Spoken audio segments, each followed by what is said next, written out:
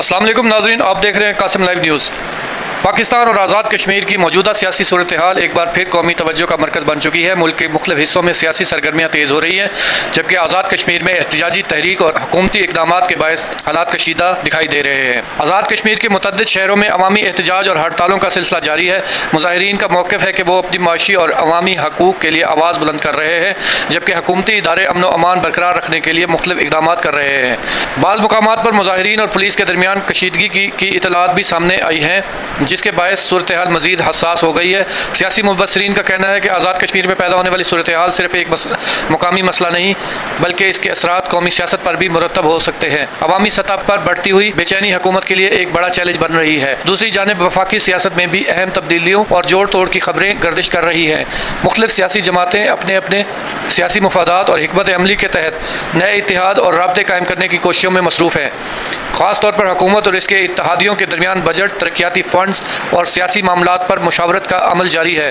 کچھ سیاسی حلقوں کا خیال ہے کہ آنے والے مہینوں میں وفاقی حکومت کو معاشی اور سیاسی دونوں محاذ پر مشکلات کا سامنا کرنا پڑ سکتا ہے۔ بڑھتے ہوئے ٹیکسز، مہنگائی، صنعتی شعبے کی سست روی، سرمایہ کاری میں کمی جیسے مسائل حکومت کے لیے مسلسل دباؤ کا باعث بن رہے ہیں۔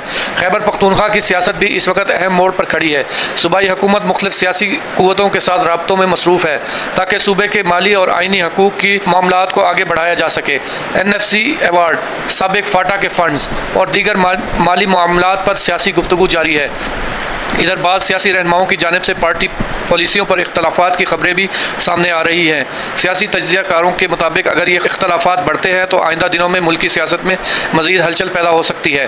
بین الاقوامی سطح پر مشرق وسطیٰ کی صورتحال بھی تیزی سے بدل رہی ہے۔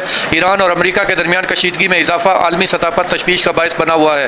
حالیہ فوجی کارروائیوں اور جوابی اقدامات کے بعد خطے میں امن کے امکانات مزید پیچیدہ دکھائی دے رہے ہیں۔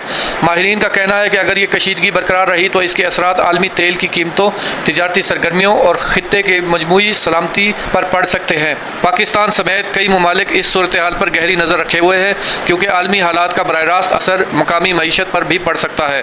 مجموعی طور پر پاکستان اس وقت سیاسی، معاشی اور سفارتی چیلنجز کے ایک اہم دور سے گزر رہا ہے۔